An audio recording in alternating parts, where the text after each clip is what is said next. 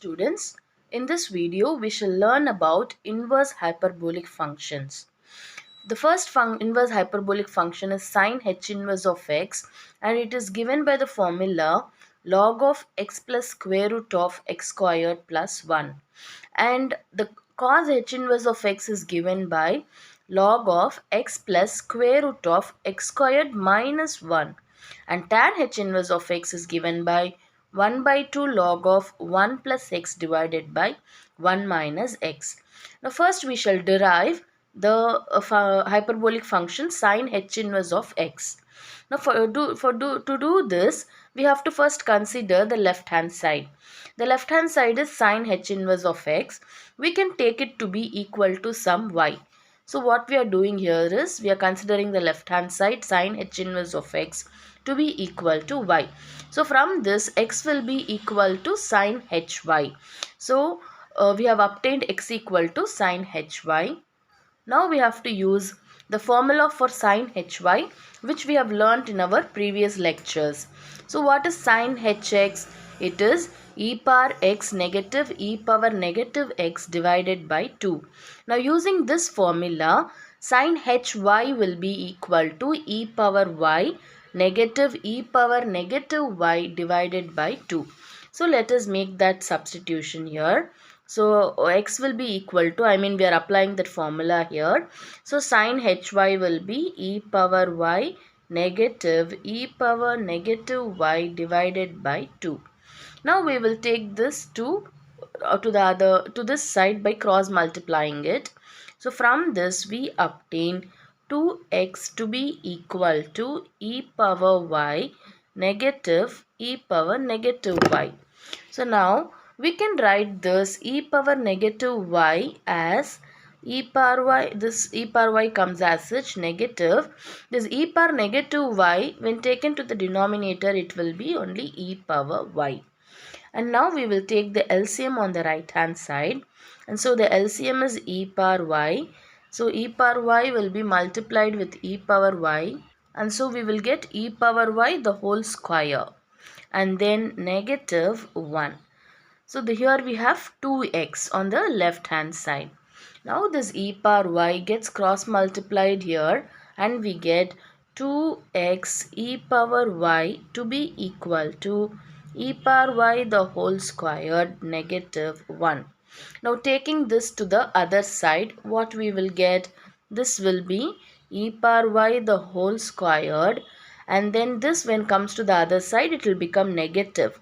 So negative 2x e power y, and then negative 1 is equal to 0. So now we will make a substitution that t is equal to e power y. So when we substitute t at the place of e power y, this equation turns out to be, so what do we get? So at the place of e power y, we have to replace it by t, and so we get t squared negative 2x, and here at the place of e power y, we have to replace it by t.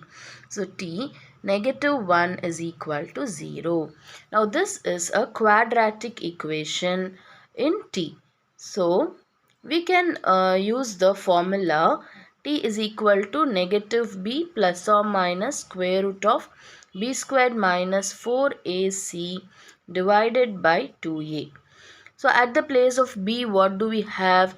We are having negative 2x. So what is our b? B is equal to negative 2x. And what is a? So a is equal to 1, because it is at squared negative b, b at t. So b is negative 2x plus c. So c is equal to negative 1. So these are the values of a, b and c from this quadratic equation, and we are using this formula to obtain the value of t. So that will be equal to, what is negative b? So already we have a negative sign. So negative of negative 2x plus or minus square root of b squared.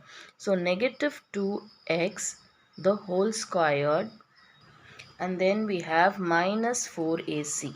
So it will be negative 4. What is a? A is 1. So 4a.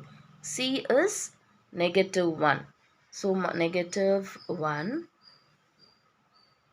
divided by 2a. So what is a? A is 1.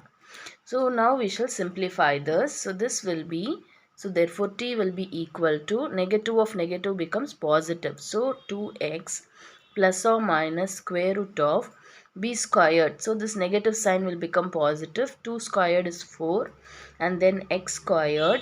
Then this negative gets multiplied with this negative sign and so it becomes positive, and 4 multiplied with 1 is 4. The whole divided by 2 multiplied with 1 is 2. And so that will be equal to 2x plus or minus square root of, now here 4 is common in both the terms. So 4 multiplied with x squared plus 1, the whole divided by 2. And now further if you see, this 2x plus or minus this 4 can be taken out of the square root. So what is square root of 4? It is 2. So 2 square root of x squared plus 1 divided by 2. Now further this can be simplified by taking this 2 in common, that is this will be equal to, when we take this 2 common out, we will be getting x plus or minus square root of x squared plus 1 divided by 2. And so this 2 and this 2 will get cancelled, and so we will be getting t to be equal to x plus or minus square root of x squared plus 1. Now but actually here what is t? T is e power y, and e power y is always greater than 0. So we can consider only the positive term, for which we will take only the plus value of this. So this will be equal to x plus square root of x squared minus x squared plus 1. So therefore we are taking the value of t to be equal to x plus square root of x squared plus 1. We are neglecting the negative value. So when after doing so, we will be getting t to be equal to x plus square root of x squared plus 1. So I have written that here t equal to x plus square root of x squared plus 1. But what is t? T is e power y that we have taken. So e power y will be equal to x plus square root of x squared plus 1. Now what we have to do? We have to take logarithm on both the sides.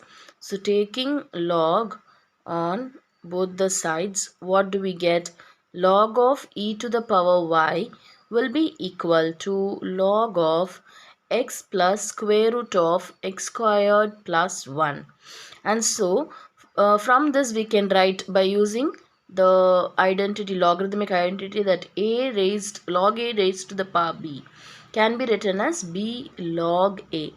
So using this identity, now here log e raised to the power of y, so it will be actually y log e is equal to log of x plus square root of x squared plus 1.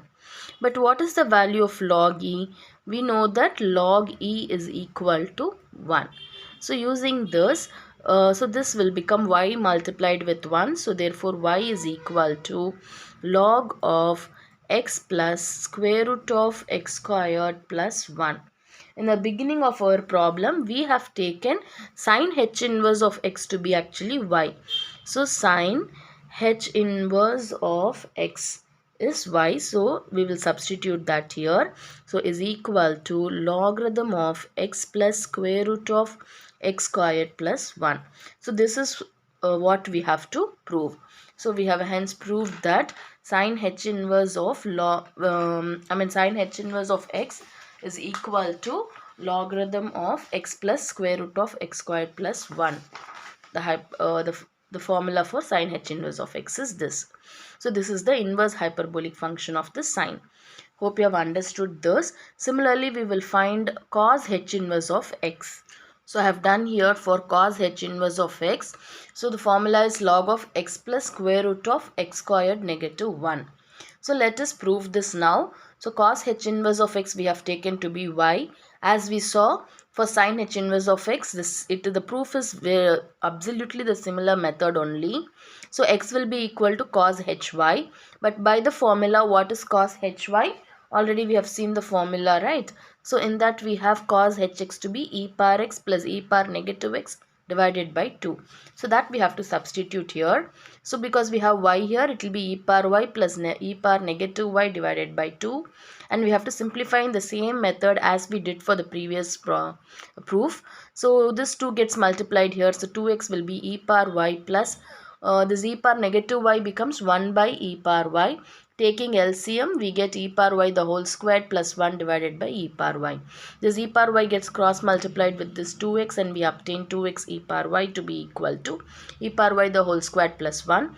Taking this to the other side, we get e power y the whole squared negative 2x e power y plus 1 to be equal to 0.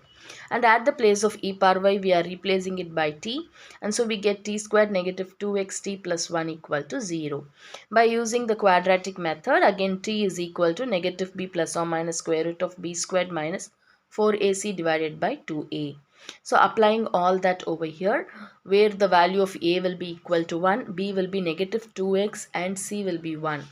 So the difference between the previous proof and this proof will be here. Actually here in the previous problem we had a negative 1, because here we had a negative 1, but here we are having positive 1, and so this value will be positive, because of which this negative will remain.